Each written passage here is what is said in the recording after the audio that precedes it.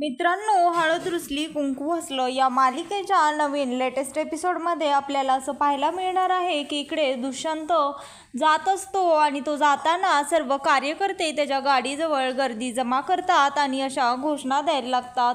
डेअरीचा व्यवहार थांबलाच पाहिजे, डेअरी आम्ही विकू देणार नाही, अशा प्रकारच्या अनेक घोषणा ते करायला लागतात. त्यानंतर दुष्यंत गाडीतनं खाली उतरतो आणि त्यांना विचारतो, मुळात डेअरी ही आमची खाजगी मालमत्ता आहे आणि ती माझ्या आईच्या नावावर आहे, त्यामुळे आम्ही त्या डेअरीचं काहीही करू शकतो. यात तुमचा हस्तक्षेप घेण्याची काहीच गरज नाहीये आणि आम्ही ही डेअरी का विकू नये ह्याचं एकतरी कारण तुम्हाला देता येईल का? त्यावर कृष्णा म्हणते, त्यापरीस तुम्हीच ही डेअरी का विकत आहात याचं कारण आम्हाला सांगा. त्यावर तो म्हणतो, ही आमची खाजगी प्रॉपर्टी आहे, त्यामुळे तुम्ही आम्हाला सांगू शकत नाही की आम्ही काय करायचं. त्यावर कृष्णी म्हणते, ही जरी तुमची खाजगी मालमत्ता असली तरीही आम्ही या डेअरीसाठी रक्ताचं पाणी केलं आहे आणि ही डेअरी म्हणजे नुसती डेअरीच नाही तर याच्यावर आमचं आयुष्य चालतं. आमचं भाकर तुकडा पाण्याची सोय ही डेअरीच करते आणि जर ही डेअरी जर नसेल तर आमच्यासारख्या गरिबांचं काय होणार आणि या गावामधल्या लोकांचं काय होणार. त्यावर कृष्णा म्हणतो, तू इथेही आहेसच का?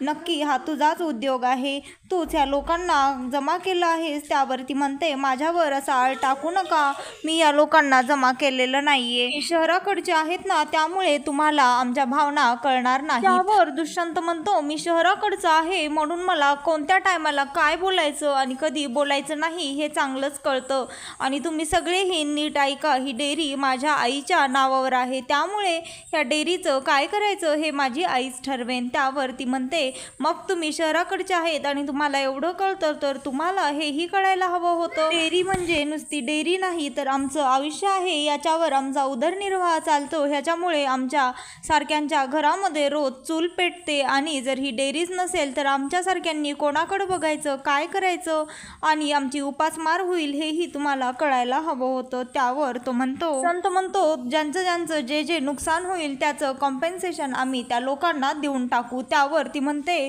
त्याची काही गरज नाही, मुळात ही डेअरी आम्ही विकूच देणार नाही. त्यावर तो म्हणतो, हा डेअरी विकायचं की नाही हा आमचा खाजगी प्रश्न आहे. त्यावर सर्व लोक लगेचच घोषणा द्यायला लागतात, ही डेअरी विकली जाणार नाही, ही डेअरी आम्ही विकू देणार नाही. इकडे भक्ती घरे तांदूळ निवडत बसलेली असते. त्यावर तिथे सावित्री येते आणि भक्तीला विचारते, ती पोरगी कुठे गेलेली आहे, आता किती वेळ झालं आली नाही, कधी येईल ती. त्यावर ती म्हणते, तू कोणाबद्दल बोलत आहेस? ती म्हणते, जास्त लाडात येऊ नको, तुला चांगलंच माहीत आहे मी कोणाबद्दल बोलत आहे, ती अवदासेबद्दल मी बोलत आहे. त्यावर ती म्हणते, कृष्णिका ती तर मंदिरामध्ये देवी आईला नैवेद्य घेऊन गेली आहे. त्यावर ती म्हणते, अगं पण मग आता किती वेळ झाला, आता कधी येईल ती, 1 तास होऊन गेला का तिकडंच कुठं उद्योग करत बसली आहे, काय माहिती घरात आणखी एवढी कामे पडली आहेत, पाणी आणायचे, चुलीचंही बघायचं आहे, आणखी किती वेळ लावणार आहे ती. त्यावर ती म्हणते, मी करते 1 दिवस कामे त्या कृष्णीची, तुला काय होतं मी तिचे कामे केले तर. ती म्हणते, तुला तुझ्या संसारात करता आला नाही आणि ते माहेरी येऊन माहेरची वसरी झाडायला लागू नकोस, असं तिला बरं वाईट बोलून तिथनं सावित्री निघून जाते आणि जाता जाता ती म्हणते, आता येऊ दे त्या अवदासीला, रात्रभर चांगली कामालाच लावते, म्हणजे असा कामचुकारपणा ती पुन्हा कधी करणार नाही. आणि इकडे ते आंदोलन चालू असताना, ते कार्यकर्ते घोषणा देत असताना तिथे एक दुसऱ्या गावची उमेदवार सरपंचसाठी उभा राहिलेली बाई येते आणि त्यानंतर कृष्णा दुष्यंतला म्हणते, जर ही डेअरी विकली गेली तर आम्ही धरणं आंदोलन करू. त्यावर तो म्हणतो, तुम्हाला काय करायचं आहे ते तुम्ही करा, आमचा निर्णय झालेला आहे, आम्ही ही डेअरी विकणारच. त्यानंतर ती म्हणते, ही डेअरी विकल्यानंतर तुम्ही आम्हाला पैसे देता नाही, पण ते पैसे आमच्या आयुष्याला पुरतील का याचाही विचार करा आणि ते पैसे किती दिवस पुरणार आहेत, ही डेअरी आम्हाला दररोज रोजगार उपलब्ध करून देते, तसं ते पैसे देणार आहेत का. त्यानंतर तो म्हणतो, मला तुमच्याशी वाद घालायचा नाहीये. तर तो तिथनं निघायला लागतो तर कृष्णी म्हणते, आम्ही तुम्हाला असं जाऊ देणार नाही. त्यानंतर ती त्याच्या गाडीला आडवं उभी राहते. त्यानंतर ती म्हणते, बुंगाट पाहुणं, इथून आम्ही तुम्हाला असं बुंगाट होऊ देणार नाही. जोपर्यंत आमच्या प्रश्नाची उत्तरं आम्हाला मिळत नाहीत तोपर्यंत आम्ही तुम्हाला इथनं असं जाऊ देणार नाही आणि आम्हीही जाणार नाही. त्यानंतर तिथे दुसऱ्या गावातली ती आलेली उमेदवार असलेली बाई तिथे येते. सर्वजण म्हणायला लागतात, देशमानेबाईचा विजय असो. त्यानंतर ते कार्यकर्ते तिच्या साईडनं जयघोष करायला लागतात आणि इकडे ही कृष्णा तिथेच उभी असते. त्यावर ती म्हणते, कोण आहे आजच्या आंदोलनाकरता करविता आणि कोणाचा आहे हा बुलंद आवाज? कोण आहे ते भावी नेतृत्व? त्यानंतर सर्व गावकरी कृष्णीला पुढे करतात आणि ती म्हणते, खरंच मानलं पोरी तुला. तुझी डेअरी वाचवण्याची धडपड पाहून आम्हाला खूप बरं वाटलं. त्यानंतर ती म्हणते, तुम्ही आता एकटे नाही आहात, आता आम्ही तुमच्या सोबत आहोत. त्यानंतर त्या देशमानेबाई कृष्णीला दुष्यंत समोर घेऊन जातात आणि म्हणतात, बरोबर आहे, ही पोरगी म्हणती येते आणि प्रश्न गावच्या पोटचा असेल तर तोच सोडवणं आमचा ध्यास आहे आणि हे गावचं भलं त्यातच आमचं समाधान आहे. त्यानंतर ती म्हणते, आजपर्यंत तुम्ही एकटे होतात पण आता तुमच्या पाठीशी मी आहे, म्हणूनच माझ्या मागे बोला. डेअरीची विक्री हो दिली जाणार नाही, जाणार नाही. त्यानंतर हे सर्व जे तिथे घडत आहे ते बाळजाबाईंचे कार्यकर्ते बाळजाबाईला कॉल करून सांगतात. त्यावर बाळजाबाई म्हणते, मी तिथे पोहोचतच आहे, पण तोपर्यंत माझ्या दुष्यंतच्या नखाला जरी धक्का लागला तर मी अख्ख्या गावालाच सोडणार नाही.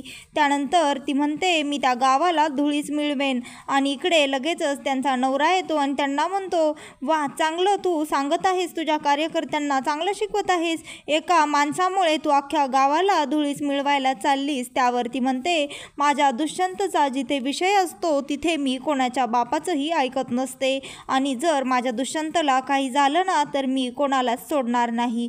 ही शिक्षा गावाला भोगावीच लागेल आणि मी गावच्या लोकांपायी माझ्या लेकराच्या स्वप्नाचा चुरडा होऊ देणार नाही. त्यावर तो म्हणतो, प्रश्न फक्त तुझ्या लेकाचाच नाही तर गावकऱ्यांच्या पोटाचाही आहे, हे तू विसरलीस का? त्यावर बाळजाबाई म्हणते, माझा लेक त्या हिराच्या खाणीमध्ये उतरायला चालला आहे आणि तुम्ही त्याला इकडे कोळसाच्या खाणीमध्ये टाकत आहात का? त्यावर तो म्हणतो, अगं त्याने इकडे येऊन डेअरी सांभाळली तर तूच विचार कर किती आपला प्रॉफिट होईल. त्यावर तो म्हणतो, आणि कोळशाच्या खाणीचं काय? हिरा कोळशामधूनच जन्म घेत असतो. त्यावर तो म्हणतो, आणि आम्हाला खात्री आहे आपल्या दुष्यंतात तेवढी धमक आहे आणि तुझा ऐकतो ना तो, तर तू त्याला समजाव. तर ती म्हणते, इथेच तुमची बाप म्हणून किंमत कळते. तो म्हणतो, माझी किंमत तर तू बाप म्हणून आयुष्यभर करतच आली आहेस, पण आता ते विचार जरा बाजूला ठेवून या विचार हे गावकऱ्यांच्या बाबतही तू काहीतरी विचार कर आणि दुष्यंतला समजाव, कारण मला माहीत आहे दुष्यंत जर इकडे आला तर आपलं गावही सुधारेल, कारण त्याच्यामध्ये तेवढी धमक आहे. तर बाळजा म्हणते, आता तुमचं झालं का प्रवचन देऊन? तुम्हाला एक गोष्ट सांगते, जर जिथे माझ्या लेकराचा विषय असतो माझ्या दुष्यंतचा, तिथे मी कोणाचंच ऐकत नसते आणि आज जर माझ्या लेकराला खर्चटलं जरी तर मी अख्खं गाव पेटवून देईल, असं म्हणून ती तिथनं निघून जाते. आणि इकडे सर्व कार्यकर्ते दुष्यंत समोर एकच म्हणत असतात, एकच घोषणा देत असतात, डेअरीची विक्री थांबलीच पाहिजे, थांबलीच पाहिजे, असं ते सतत वारंवार म्हणत असतात. आणि इकडे जयंत आणि त्याचे वडील लपून ते सर्व पाहत असतात. त्यावर तो ह्या असल्या पुलचट आंदोलनांनी दुष्यंतवर काहीच परिणाम होणार नाही, आता मीच जातो आणि आगीत तेल ओततो. त्यावर दलपतराव म्हणतात, मग त्यानं काय होईल? तो म्हणतो, बाळजाबाईची इज्जत चव्हाट्यावर येईल आणि मग त्यांना उमेदवारपणाचा बागे अर्ज घ्यावा लागेल आणि त्यानंतर नवीन उमेदवार उभा करावा लागेल आणि तो उमेदवार असेल मैनावती दलपतराव रांगडे पाटील. त्यावर तो म्हणतो, हे ऐकूनच कानाला लयच गुदगुल्या होत आहेत, तू तर लयच हुशार निघालास, तुझ्या वकील बापापेक्षाही तू पुढे गेलास. पण दलपतराव म्हणतात, हा डेअरी विकण्याचा जो व्हिडिओ आहे हे आंदोलनाचा, तो व्हायरल कोणी केला असेल? तो म्हणतो, तो जो कोणी बी असेल तो आपला हितचिंतकच असेल आणि ह्यानी आपल्या खाचा मारल्यानंतर आपल्याला उपयोग नक्कीच पडणार, असं म्हणून तो लगेचच तिथे जातो आणि म्हणतो, डोक्यावर किती कर्ज आहे हे तुला ठाऊक आहे ना? मग आता अति प्रचंड वेगाने ह्या लोकांना घ्यायचं आणि इथून निघायचं. त्यावर कृष्णी म्हणते, जयकांत शेठ, कर्जाचा विषय वेगळा आहे आणि हा डेअरीचा विषय वेगळा आहे, हा आमचा पोट्या पाण्याचा विषय आहे, त्यामुळे आमच्यातला एकही जण इथून हलणार नाही. त्यावर दुष्यंत म्हणतो, आणि आम्ही डेअरी फक्त विकत आहोत, मोडत तर नाही आहेत ना? जे डेअरी विकत घेतील ते चालवतीलच ना डेअरी, आणि त्यातनं तुमच्या पोट्या पाण्याचाही विषय मिटेल. आणि ती म्हणते, म्हणजे तुम्हालाही याची खात्री खात्री नाही आहे. त्यावर तो म्हणतो ऑब्वियस कॉमन सेन्सची गोष्ट आहे. आता जो कोणी विकत घेईल तो एवढं विकत घेतोय तर तो रन करेलच ना, उगाच बंद का ठेवेन. तर ती म्हणते तुम्हाला ही खात्री नाही आहे आणि जर असंच असेल तर खात्रीशीर सांगा ना पुढे कोण चालवणार आहे. त्यानंतर सर्वजण म्हणतात काही पण असू द्या दुष्यंतराव, आम्ही ही डेअरी विकू देणार नाही. आणि त्यानंतर दुष्यंतवर हल्ला करायला लागतात, त्याच्यावर जोराजोरात ओरडून त्याच्यावर चढायला लागतात. त्यावर तो गाडीत जाऊन बसतो आणि त्यानंतर ते सर्व कार्यकर्ते त्याच्या गाडीला मारायला लागतात. त्यावर कृष्णी म्हणते तुम्ही हे सर्व काय करत आहात, आपण शांतपणे बायजाबाईंना बोलूयात, त्या नक्कीच काहीतरी मार्ग काढतील, उगाच असं त्यांच्या लेकाला तुम्ही परेशान करू नका. त्यानंतर ती सर्वांना थांबवते पण कुणीही थांबत नाही. ते म्हणतात आता बास झालं, आता आम्ही हे बिलकुलही चालवून घेणार नाही आणि तुम्हाला तुमचा निर्णय मागे घ्यावाच लागेल. असं म्हणून ते सर्वजण त्याच्या गाडीवर काठ्यांनी मारत असतात. तेवढ्यातच तिथे बाळजाबाई येते, त्या सर्वांना थांबवते आणि दुष्यंताजवळ जाते. आणि दुष्यंत फारच घाबरलेला असतो, कारण त्याला हा असला जोराजोराचा आवाज आणि हल्ला बिलकुलही जमत नसतो. त्याने त्याला पॅनिक अटॅक्स येत असतात. त्यानंतर हे सर्व कृष्णी दुरून बघत असते की तो एवढा घाबरलेला आहे. त्यानंतर बाळजाबाई त्याला जवळ घेते आणि त्याच्यानंतर गाडीतनं हळूवार सावकाश उतरवते. त्यानंतर तो त्याला दम लागलेला असतो, तो घाबरलेला असतो. बाळजाबाई म्हणते तुम्ही हे काय करत आहात, जे काही आहे ते आमच्याशी बोला. असं समोर सगळ्यांनी आमच्या पुढे उभा टाका आणि तुमचा डेअरी विकण्यासाठी कशामुळे विरोध आहे ते सांगा. त्यावर एक बाई कृष्णीला समोर आणते आणि म्हणते आमची कारणे ही पोरगी सांगेन. कृष्णी हात जोडून बाळजाबाईंपुढे उभा राहते आणि त्यांना म्हणते माझं काही चुकलं तर मला माफ करा, मी काही चुकीचं बोलणार नाही.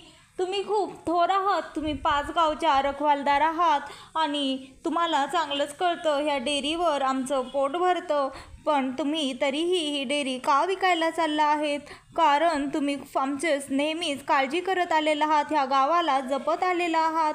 मी तुमच्यासमोर बोलण्याची लायकी नाही आहे माझी, पण तरीही मी तुमच्यासमोर बोलत आहे, कारण काही चुकलं तर मला माफ करा. मी हे गावच्या काळजीपोटी आणि गावच्या भल्यासाठीच बोलत आहे. डेअरी म्हणजे आमचं सगळ्यांचं जगणं आहे आणि तुम्ही ही डेअरी विकून आमचं जगणंच काढून घेत आहात.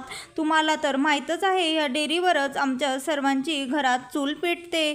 तुम्हाला माहीत नसेल बाळजाबाई, पण हा सागर आहे की नाही, ह्या सागरनी गेल्या दिवाळी सणाला 2 म्हशी घेतल्या होत्या, ते पण कर्ज काढून. मग आता त्यांनी कोणाकडे बघायचं, हे डेअरी विकल्यास ते कर्ज कसं फेडायचं. आणि हे रमेश काका आहेत ना, ह्यांच्या मुलाचं लग्न जमत नव्हतं, त्यामुळे त्यांनी आपल्या गावामध्ये मिठाईचं दुकान टाकलं होतं आणि तुम्हाला तर माहीतच आहे त्या मिठाईच्या दुकानामुळेच त्यांच्या पोराचं रखडलेलं लग्न जमलं आहे. तुम्हाला तर चांगलंच माहीत आहे आपल्या गावामध्ये कोणीही पोरगी देत नाही. हे नागनाथ काका आहेत ना, यांची नात 5वीला शाळेत शिकते, ती रोज दूध घालते आणि त्यानंतर त्या मिळालेल्या पैशातनं शाळेत जाते. आता ही डेअरी बंद झाली तर तिची शाळाही बंद होईल, मग आता आम्ही सर्वांनी काय करायचं. आणि अशाच प्रकारे गावकऱ्यांचे आणखीन ह्या डेअरीशी खूप संबंध जोडले गेलेले आहेत, आयुष्य जोडलं गेलेलं आहे.